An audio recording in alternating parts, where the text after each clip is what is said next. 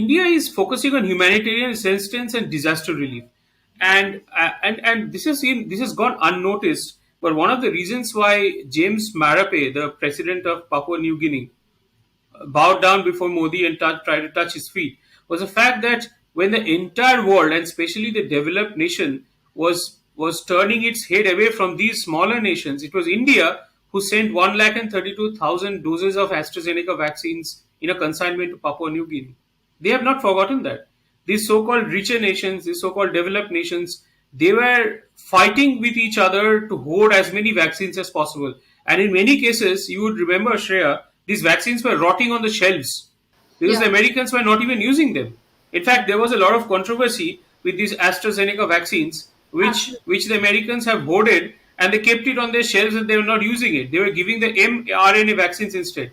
So India Yeah. said that, look, we need the vaccines. Why don't you send them across to us? And there was a lot of confusion regarding that. Apparently, they couldn't. So and you know in the and it, even before Biden came along, when this thing truly unraveled during the Trump Yeah. era, and I distinctly remember that at the very early stages of the pandemic, when it was spreading like wildfire, I'm talking about 2020, late 2020, at Yeah. that time, you know, the Americans would go to the airport and forcibly take away consignments which were meant for other countries. They would Oh, simply take it away.